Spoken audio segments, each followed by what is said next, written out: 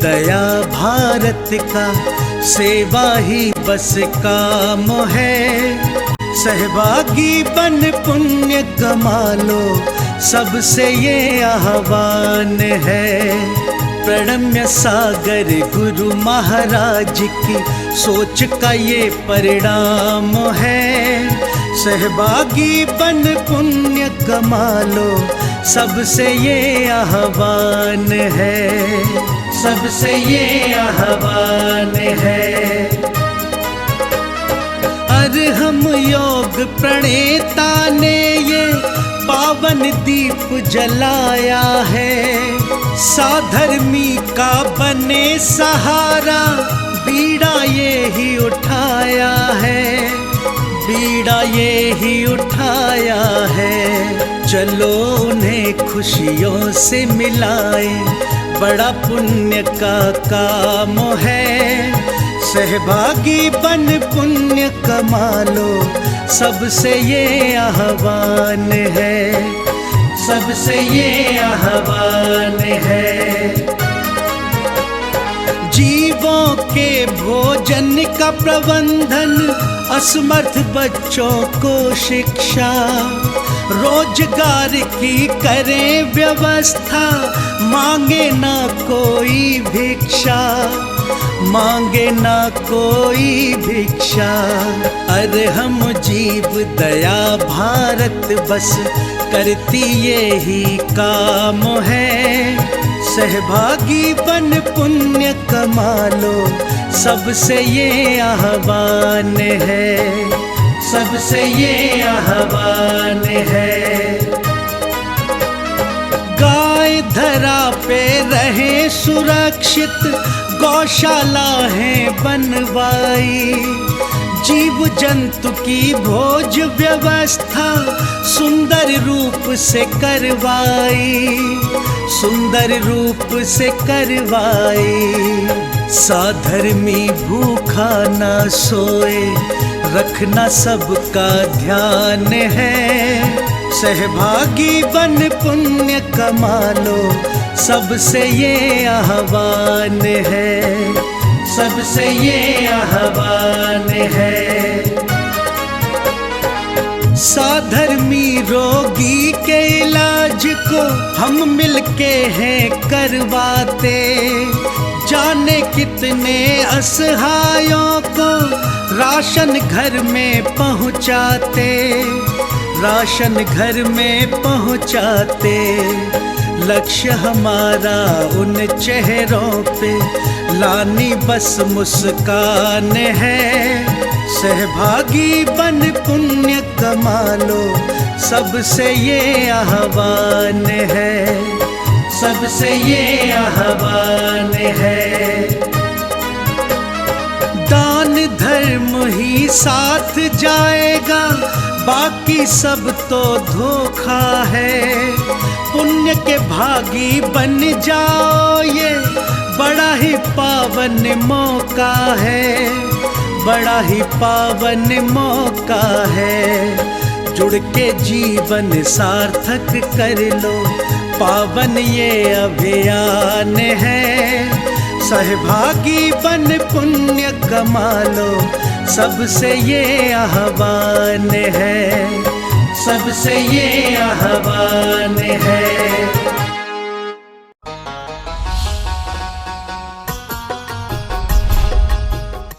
इस कार्यक्रम के पुण्यार्जक हैं प्रणम्य वाणी देवदूत। प्रणम्य गुरु की वाणी पहुँचे घर घर, सम्यक ज्ञान प्रभावना होवे घर घर। सभी प्रणम्य वाणी देवदूत के पुण्य की बहुत बहुत अनुमोदना। मात्र 12,000 रुपए वार्षिक सहयोग राशि प्रदान कर प्रणम्य वाणी देवदूत बने। अधिक जानकारी के लिए संपर्क करें।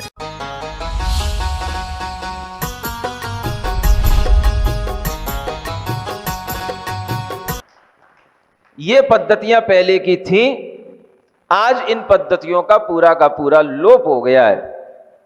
और इस लोप के कारण से ही बच्चा अच्छा होते हुए भी किसी एक कमी के कारण से दुखी बना रहता है।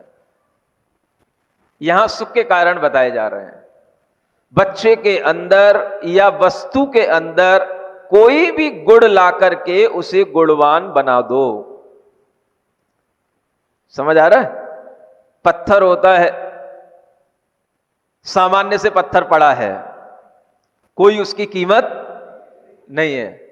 लोग आते हैं, उस पर बैठ करके चले जाते हैं, कोई आते हैं उस पर कपड़े, है ना, पहले धोबी लोग हुआ करते थे, कपड़े अपड़े कूटा करते थे, समझ आ रहा है, और उसी पत्थर को एक शिल्पकार ने अपने हाथ में ले लिया, धीरे धीरे टंकन टंकन टंग टंग टन टन करते करते उसका टंकन करते हुए उसमें एक आकृति बना दी। आकृति बना दी तो उसमें से जब आकृति उभर के आ गई तो उस पत्थर की कीमत बन गई। क्या कीमत बन गई? लोग उस पत्थर को अब अपनी दीवालों पर लगा सकते हैं, अपने घरों में लगा करके उसकी घर की सजावट कर सकते हैं, उसकी कीमत बन गई। जो पत्थर फ्री में पड़ा था, एक कलाकार ने उस पत्थर पर एक आकृति बना करके उसे 10,000 20,000 में उसको बेच करके उससे धन कमा लिया। क्या करता था वो? कुछ नहीं करता था, बस बैठा बैठा छेनी हथौड़े लिए हुए टन टन टन टन टन टन टन टन करता रहता था उसको, समझ आ रहा है? और उसने उसको कीमती बना दिया।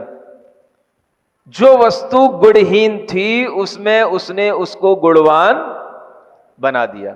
अब जब वो गुणवान बन गई वस्तु, खरीदार आने लगे, ग्राहक आने लगे, उसकी कीमत अगर बढ़ने लगी तो वह ग्राहकों को भी देख करके अब उसकी कीमत बढ़ाने लगा। नहीं भाई, ये 20,000 का ग्राहक तो कल भी आया था, मैंने लौटा दिया था, नहीं दूंगा।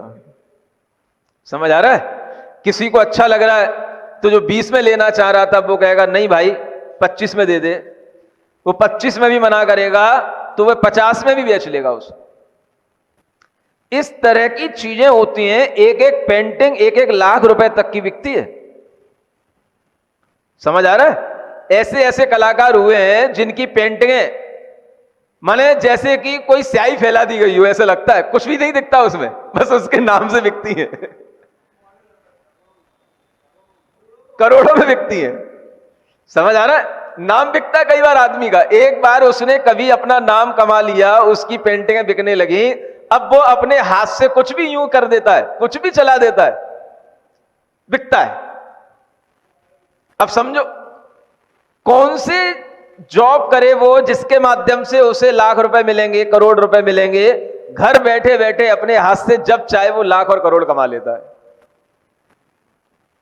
इसे कहते हैं बिना डिग्री के भी कला कौशल के माध्यम से वस्तु को, व्यक्ति को गुणवान बना देना। ये संप्रत्यय है।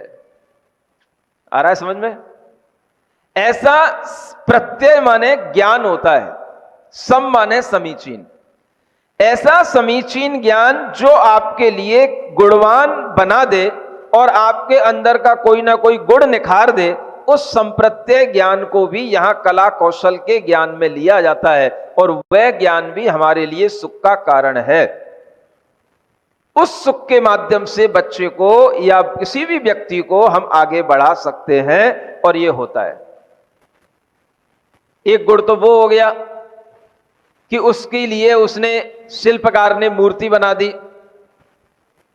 और जब शिल्पकार ने मूर्ति बना दी, वो मूर्ति तो कहीं ना कहीं रखने लायक हो गई, गार्डन में लगाने लायक हो गई। लेकिन उसी मूर्ति में जब उसकी प्राण प्रतिष्ठा कर दी गई तो वही मूर्ति पूजनी हो गई, पूजन करने लायक हो गई, धोख देने लायक हो गई, और उस मूर्ति के माध्यम से वह स्थान अपने आप में एक मंदिर बन गया। यह भी एक कला है। क्या सुन रहे हो? व्यक्ति अलग अलग तरह की कलाओं से निष्णात होकर के इस तरह से कलाकार बनता चला जाता है। और ये कलाकारी अगर आ जाती है तो कभी भी आपके लिए कोई दुख नहीं होगा, सुख आपको मिलता रहेगा।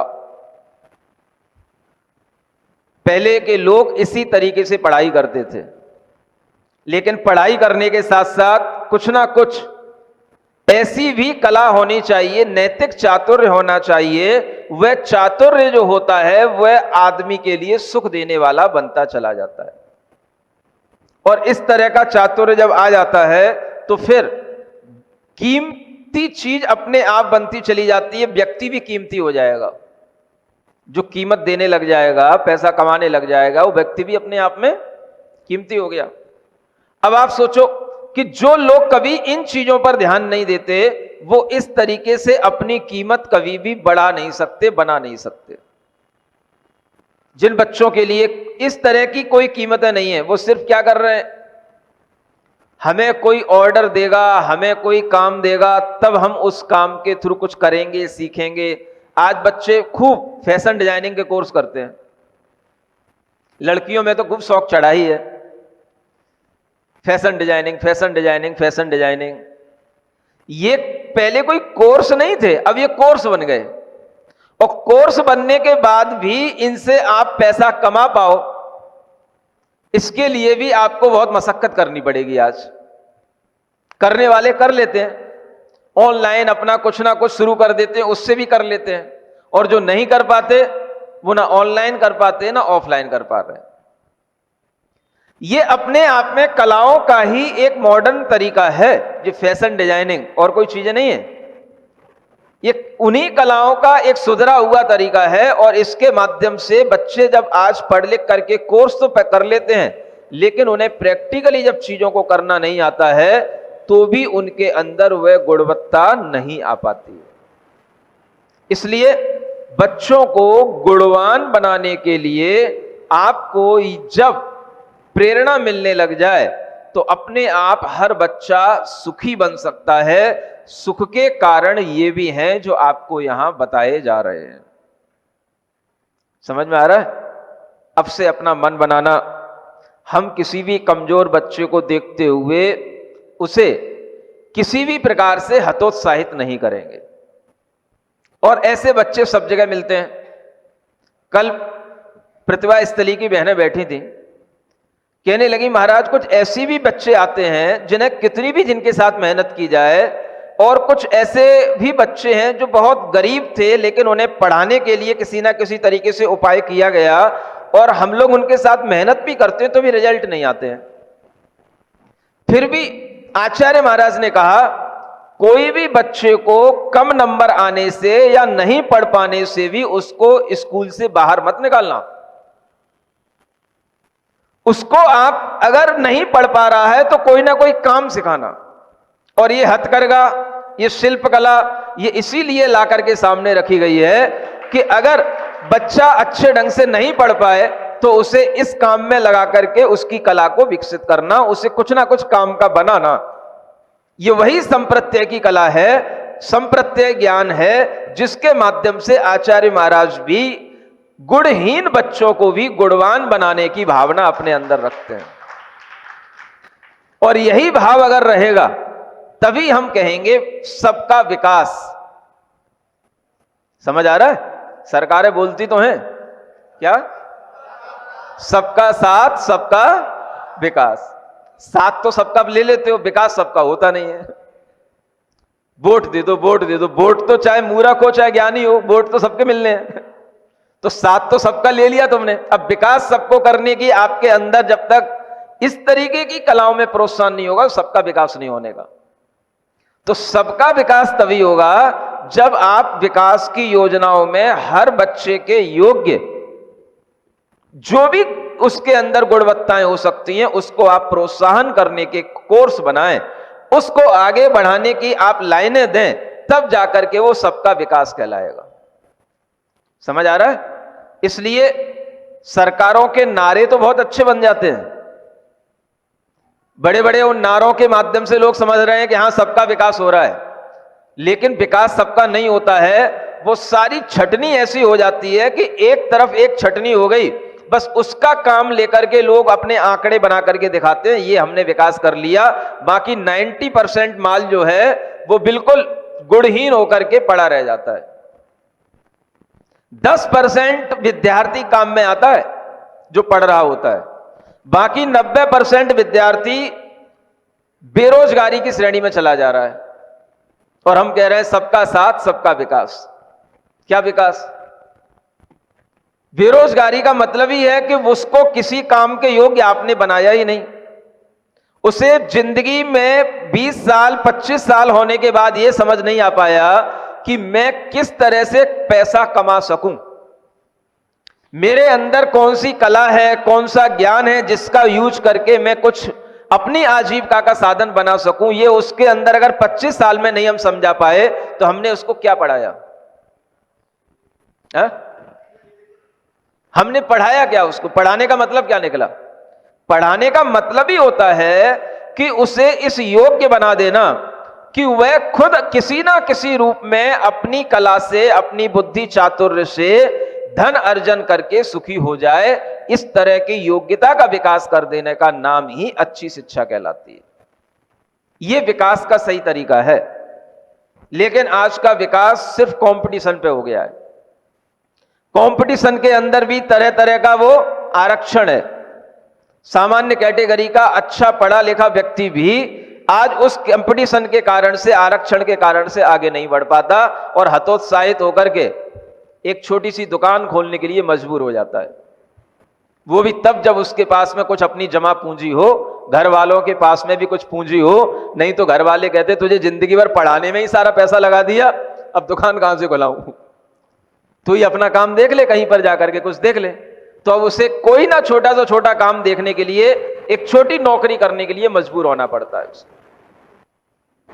लाखों रुपए बर्बाद करने के बाद में, पढ़ाने के बाद में उसे एक छोटी सी नौकरी, 10,000 रुपए महीने की भी नौकरी कमाने के लिए इधर उधर देखना पड़ता है। ये जो शिक्षाओं की तरीके बन गए हैं, ये सुख के कारण नहीं है, ये आपको समझना है। बच्चों के लिए सुख का कारण, ये अपने को जो शास्त्रीय पद्धति बताई जा रही थी, इनसे बच्चे को जीवन में सुख मिलता। और वो सुख वही सुख है जो आप चाह रहे हो, संसार का सुख। वो बिना धन के नहीं आएगा, बिना इज्जत के नहीं आएगा। इज्जत से भी मिलने वाला सुख था, जिसे कल अभिमान के नाम से कहा। बुद्धि से मिलने वाला सुख था, अभ्यास नाम से कहा। और जो बुद्धि के बिना भी मिलने वाला सुख है, उसे संप्रत्यय नाम से कह रहे हैं। और जब ये सब सुख मिल जाएंगे, तब आपको किसी विषय से कोई सुख मिलेगा। विषय सुख तो बाद में, इसलिए चौथे नंबर पर विषय है। उसके लिए आगे कह रहे हैं, इंद्रिय मनस तर्पणो भावो विषय। विषय क्या कहलाता है? जिससे इंद्रियां और मन का तर्पण हो जाए। सुन रहे हो? तर्पण शब्द सुना होगा आपने। पितरों का तर्पण करते हैं लोग, हैं? पानी देते हैं, अर्घ चढ़ाते हैं, दान करते हैं। क्या करते हैं? पितृ तर्पण। तर्पण का मतलब संतोष, सुख। उन्हें सुख मिले ना मिले, यहां पर किसके सुख की बात कर रहे हैं? अगर आपको आपके बगीचे से सुख मिलेगा तो वह इंद्रियों के और मन के तर्पण से मिलेगा। तर्पण समझ रहे हो? क्या मिलना चाहिए? इंद्रिय और मन को तृप्ति मिलना चाहिए। जैसे आप बहुत प्यासे हो, है ना, कहीं धूप से झुलस के बिल्कुल आए हो, आपको दूर से आने में कहीं दूर दूर तक पानी नहीं मिला, समझ आ रहा है? और फिर जैसे ही आपके लिए एक गिलास पानी, और वो भी थोड़ा सा अच्छा कूल कूल, और उसमें भी रूअफ़ज़ा का कलर, और फिर उसमें मिश्री, इलायची, सभी सुगंधित चीजें हों, और वो आपने फिर एक गिलास ढंग से पी लिया, क्या कहते हो फिर? आत्मा तृप्त हो गई। समझ आ रहा है? आत्मा के लिए सुख मिला। वो सुख किससे मिला? विषय। वो एक गिलास पानी, वह उसका विषय है। समझ आ रहा है? इंद्रियां पूरे शरीर के अंदर आग से झुलस रही थी। इंद्रियां, आंखें भी खुल नहीं रही थी, इतनी गर्मी के कारण से शरीर भी बैठा नहीं जा रहा था, इतना वह परेशान हो रहा था, सूख गया था। और वह एक गिलास ठंडा पानी उसने पिया, इंद्रियां भी तृप्त, मन भी तृप्त, और भीतर तक आत्मा भी तृप्त। इसे कहते हैं तर्पण का सुख। विषय से इंद्रियों से, मन से जो आत्मा को यह सुख मिला, यह सुख उसके लिए भले ही भौतिक सुख है, लेकिन इस सुख की भी उसे जरूरत रहती है। इसके बिना भी उसका काम चलता नहीं है, यह सुख भी चाहिए। तो आदमी को सुखी बनाने का उपाय बताया जा रहा है। इंद्रिय और मनों का तर्पण होना भी आपके लिए सुख का कारण है।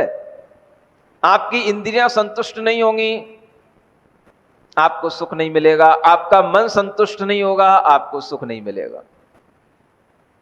मान लो आप प्यासे थे, सामने वाले ने पानी तो ला करके दिया, लेकिन उस पानी में कुछ स्मेल आ रही थी। नहीं समझ आया? माने पानी ठंडा था, कूल कूल था, रूआबजा भी उसमें डला हुआ था, लेकिन उसको जैसे ही मुंह में डाला खारा सा लगा और उसमें स्मेल भी आ रही थी। तो क्या हुआ? अब उसे अगर कोई दूसरा पानी नहीं दिखाई दे रहा है तो पी तो लेगा, भाई क्या करे, थोड़ी जान तो है, लेकिन तर्पण नहीं हुआ। समझ आ रहा है? सुख नहीं मिला। वस्तु सही होते हुए भी उससे हमें सुख की प्राप्ति नहीं हुई। वो सुख की प्राप्ति कब होगी? इंद्रियों को संतोष मिले, मन को संतोष मिले। जैसे ही वह पानी पी लेता है, पानी एक ऐसा घुलनशील पदार्थ है, सबसे पहले बॉडी के अंदर, ब्लड के अंदर जाकर के मिक्स होकर के आपको तुरंत ऊर्जा देता है। इसलिए जब कोई व्यक्ति गर्मी के कारण से आहत हो जाता है, परेशान हो जाता है, तुरंत उससे कहा जाता है भाई कम से कम कुछ नहीं है, ग्लूकोज बना के इसको पिला दो। वो ग्लूकोज पैकेट में भी आता है, 1 चम्मच डाल के बना दो। और नहीं तो पहले घरों में कैसे ग्लूकोज बनता था? बस घर का ग्लूकोज।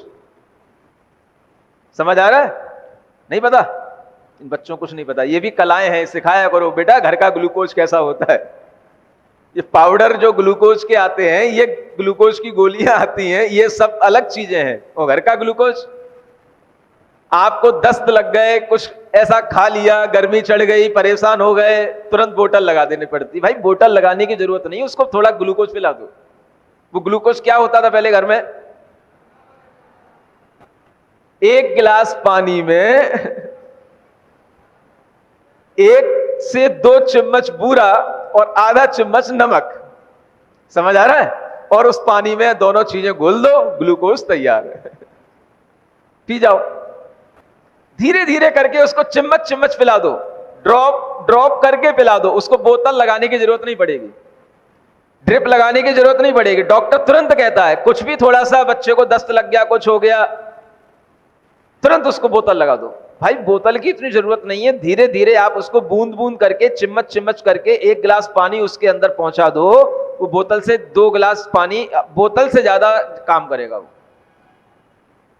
ये पहले की पद्धतियां हुआ करती थी, लेकिन आज लोग सीधा सीधा डॉक्टर को एडमिट किए, डॉक्टर ने कहा ड्रिप लगा दी, घर में बेटे को बोतल लग गई, बोतल चढ़ गई, बोतल चढ़ रही उसको,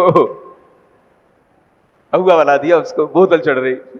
वो पट्टा पड़ा पड़ा बढ़िया, ऊपर से नहीं खा रहा है, भीतर से नहीं खा रहा, ऊपर से ले रहा है मजा।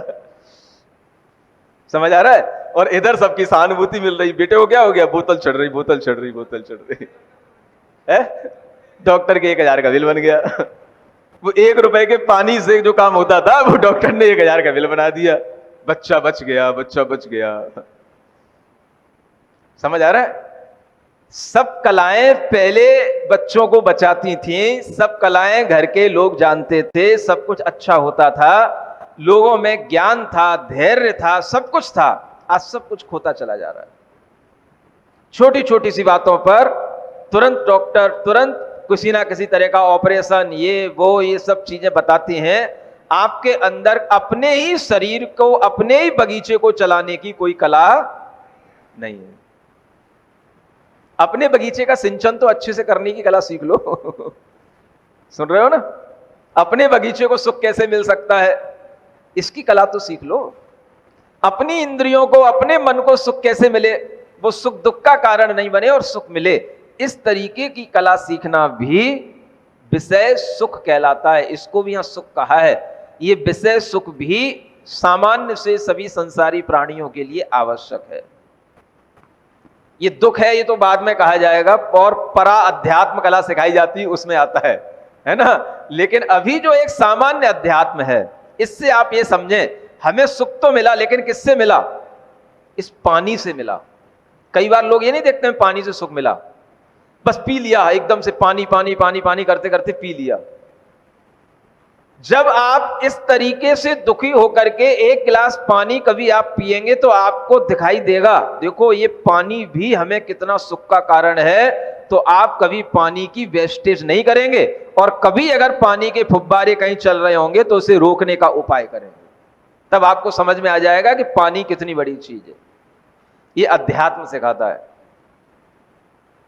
विषय, इंद्रियां, मन, आत्मा और उस आत्मा का संवेदन, ये सब मिलकर के आपके बगीचे को सुखी बनाते हैं। आ रहा है समझ में? सबके बगीचे सुखी हों, इन्हीं भावनाओं के साथ बोलिए महावीर भगवान की। आचार्य सोमदेव सूरी विरचित नीति वाक्यामृत ग्रंथराज के माध्यम से आनुवांशिकी समुद्देश्य के अंतर्गत अध्यात्म विद्या का ज्ञान कुछ सूत्रों के माध्यम से दिया जा रहा है। इन सूत्रों में आपने अपने आत्मा, शरीर, इंद्रिय, विषय, ज्ञान, सुख आदि के बारे में सूत्रों के माध्यम से कुछ कुछ जाना है। आगे यहाँ पर सूत्र के क्रम को आगे बढ़ाते हुए जो हमें सुख प्राप्त होता है, उस सुख प्राप्ति के लिए भी कुछ उपाय बताए जाते हैं।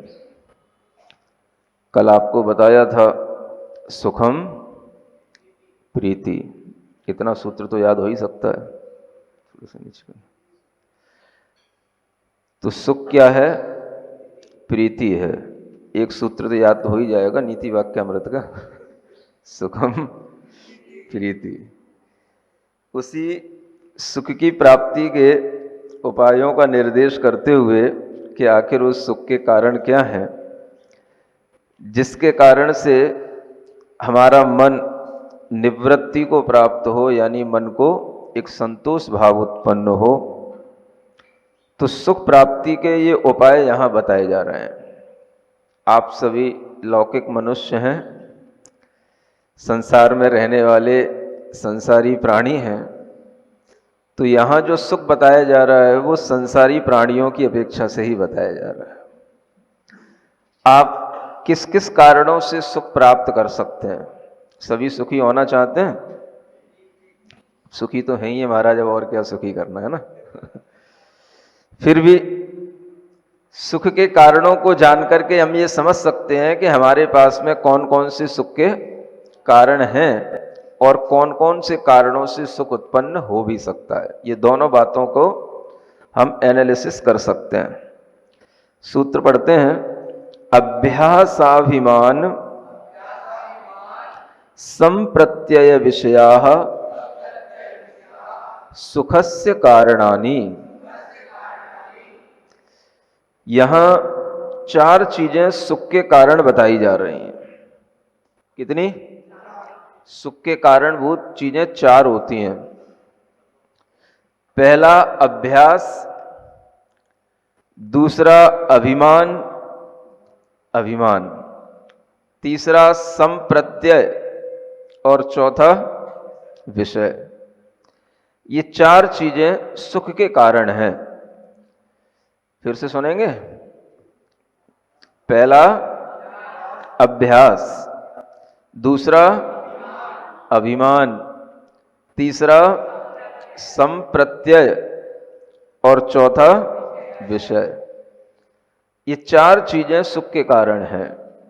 सबके लिए बताया जा रहा है। ऐसा नहीं है केवल राजाओं के लिए बताया जा रहा है। राजा और राजा बेटा सबके लिए ये सुख का कारण है ना।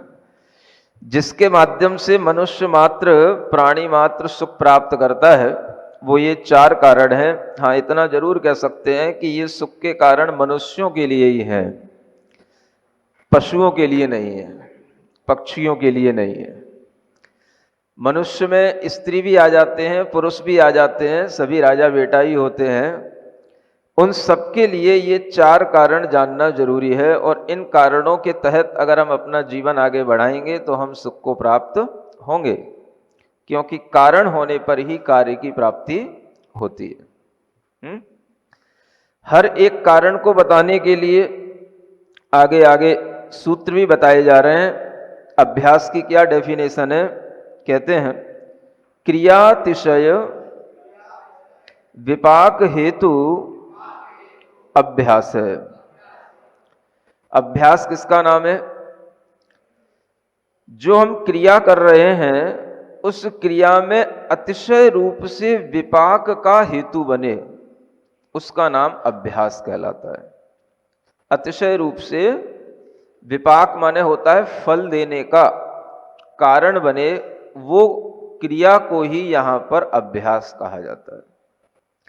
यानी ऐसी क्रिया जिसको करने से आपके लिए बहुत अच्छा फल मिले, अतिशय विपाक, विपाक माने अच्छा फल, अतिशय रूप फल, अच्छा फल, सर्वोत्कृष्ट आपके लिए वह फल मिले, ऐसी क्रियाओं के लिए जो हेतु होता है, कारण होता है, उसी को अभ्यास कहते हैं, है ना।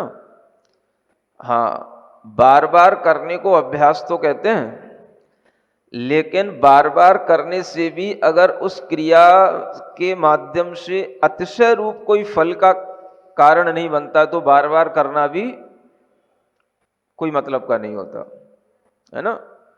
पुनः पुनः करणम अभ्यास है ना, पुनः पुनः करना अभ्यास कहलाता है। ये परिभाषा अधूरी सी है, क्योंकि पुनः पुनः तो बहुत कुछ किया जाता है, लेकिन पुनः पुनः करने के बाद भी अगर उस क्रिया के माध्यम से हमें फल में अतिशय नहीं दिखाई दे रहा है तो वो अभ्यास की श्रेणी में नहीं आता है। आपने किसी भी एक ग्रंथ के पाठ को बार बार पढ़ा और बार बार पढ़ने पर आपके लिए कोई भी उसमें कोई अतिशय रूप भाव आपके अंदर नहीं आ रहा है, हाँ? उसका कुछ अतिशय रूप फल का वह कारण बनना चाहिए। क्रियाओं के अतिशय रूप फल में जो हेतु हो उसका नाम अभ्यास है। तो वो जो आप क्रिया कर रहे हो, बार बार पढ़ने की, बार बार खाने की, या बार बार किसी भी तरह का कार्य करने की, उसमें कुछ अतिशय विपाक रूप हेतु जब आ जाता है तो वो अभ्यास की श्रेणी में आता है। आपने सहस्रनाम का पाठ पढ़ने की भावना बनाई, हमें रोजाना पाठ पढ़ना है। तत्वार सूत्र का पाठ पढ़ने की भावना बनाई, रोजाना हमें पाठ पढ़ना है। आपने पाठ पढ़ने की क्रिया प्रारंभ की, और क्रिया के माध्यम से जो अतिशय रूप विपाक हो, यानी अतिशय रूप कुछ फल बने, उसमें वह हेतु बने, तो वह अभ्यास कहलाए। अब होता यह है कि अगर रोजाना एक ही चीज को पढ़ते हैं तो उसमें कोई भी तरह का अतिशय रूप फल अपने अंदर समझ में नहीं आता, जबकि क्रिया का हेतु कहा गया है अतिशय रूप फल की प्राप्ति होना, है ना। तो वही अभ्यास कहलाता है जिससे हमारे भीतर कुछ विपाक और अच्छा अच्छा बढ़ता चला जाए। आपने रोजाना पाठ किया और उस पाठ के माध्यम से आपके भीतर भावों में कोई भी अतिशय रूप विपाक नहीं आ रहा है, उसके लिए वो हेतु नहीं बन रहा है, तो क्या होगा, धीरे धीरे आपका वो अभ्यास तो चलेगा, पुनः पुनः तो आप कर रहे हो, लेकिन भीतर जो अभ्यास से फल की सुख की प्राप्ति होनी चाहिए थी वो नहीं होगी। अभ्यास से क्या मिलना था? सुख मिलना था। अभ्यास किसका कारण है? सुख का कारण है। फॉर्मूले ध्यान रखो, सुख के कारणों में अभ्यास रखा गया है, तो अभ्यास ऐसा होना चाहिए जो सुख का कारण हो। और सुख का कारण तब होगा जब उससे अतिशय रूप विपाक में वो कारण बने। माने अतिशय रूप कुछ उसका फल भीतर से, अतिशय का मतलब वो चमत्कार वाला अतिशय नहीं, अतिशय का मतलब होता है अच्छा, श्रेष्ठ, पहले से और बेहतर जिसको बोलते हैं। माने आप कोई भी काम करो वो आप पहले से बेहतर तरीके से करो तो वो अभ्यास की श्रेणी में आएगा। क्या सुना? हाँ, अगर आप एक ही क्रिया को बार बार भी कर रहे हो तो भी उसमें आपके अंदर भाव जो आना चाहिए वो पहले से बेहतर आना चाहिए। आप रोजाना रोटी बनाते हो लेकिन रोटी बनाने में आपको बोरियत नहीं होती है। क्यों नहीं होती है? रोटी बनाना भी आपके लिए सुख का कारण हो सकता है अगर वो पहले से और अच्छे भावों के साथ में वो क्रिया की जा रही हो। हर दिन जिस तरह से रोटी बनाने में उत्साह आता है कि नहीं आता है? कि बनानी पड़ रही है, क्या करें बताओ? बनानी पड़ रही है। अगर आपको रोटी बनानी पड़ रही है तो फिर उस क्रिया के माध्यम से, उस अभ्यास से आपको सुख नहीं मिलेगा। हां, अगर आपको सुख चाहिए तो हर क्रिया में बेहतरी का भाव रखो। अतिशय विपाक का कारण का मतलब क्या है? वह क्रिया हम पहले से बेहतर कर रहे हैं। कल जो हमने रोटी बनाई थी आज हम उससे अच्छी बना रहे हैं, भले ही वो कल जैसी बन रही हो, लेकिन भाव क्या होना चाहिए? हम कल जो बनाई थी उससे अच्छा बना रहे हैं। समझ आ रहा है? कल जो हमने सब्जी बनाई थी आज उससे बेहतर बना रहे हैं, भले ही वो कल से बदतर बन जाए, लेकिन भाव क्या करना है? हम बेहतर बना रहे हैं। अगर आप इस तरीके से क्रिया के अभ्यास करेंगे तो वो अभ्यास आपको सुख देगा। नहीं तो पुनः पुनः करने का नाम सुख नहीं होता है, पुनः पुनः करने का नाम तो बोरियत होती है और बोरियत का नाम दुख होता है। इसलिए बहुत अच्छी बात यहां बताई जा रही है। क्रिया आपके भीतर अतिशय रूप फल देने का कारण बने। अगर आप खाने की क्रिया में पहले की दिन की तरह या पहले की तरह अनुत्साह नहीं रखते हैं तो बनाने की क्रिया में अनुत्साह क्यों रखते हैं? क्या सुना? बनाना पड़ता है ये तो ठीक है, सुन लिया हमने। अब खाना पड़ता है ऐसा भी सुनू क्या? है? खाता भी तो हमें रोजाना होता है। रोजाना हमें वही ग्रास, वही सब्जी, वही दाल, वही मुंह, वही लोग, वही चम्मच, वही थाली, वही बर्तन, और फिर भी हम बड़े चाव के साथ में खाते हैं। अगर वो चाव नहीं होगा भीतर से खाने का तो वह क्रिया आपके लिए अतिशय फल का कारण नहीं बनेगी, उससे आपको सुख नहीं मिलेगा। भोजन में, पानी में आपको सुख मिलेगा तो तभी मिलेगा जब आपको लगे नहीं यह क्रिया हमारे लिए अच्छे फल का हेतु है। हम अच्छे से भोजन करेंगे तो हम अच्छी ऊर्जा के साथ में दिन भर रहेंगे, दिन भर काम करेंगे, ये हमारे लिए अच्छे फल का हेतु है। हम घर के भी सब काम अच्छे करेंगे और मंदिर के भी सब काम अच्छे करेंगे, अच्छे से खाएंगे आज तो कल सुबह जाकर के अच्छे से पूजन भी कर पाएंगे। आज अच्छे से नहीं खाएंगे तो कल सुबह जाकर के फिर पूजन करने का भी मन नहीं होगा। अतिशय रूप क्रिया का वो हेतु बन जाती है तो उससे सुख मिलता है, उस अभ्यास से। ये समझना है। अब बताओ, खाना पड़ता है कि चाव से खाते हैं? खाते तो चाव से हैं, बनाना पड़ता है। अगर खाना भी पड़े तो खाना भी आपको अच्छे से है तो बनाना भी अच्छे से है। हर क्रिया अगर आप अच्छे मन से करेंगे तभी आपको उस अभ्यास से सुख मिलेगा।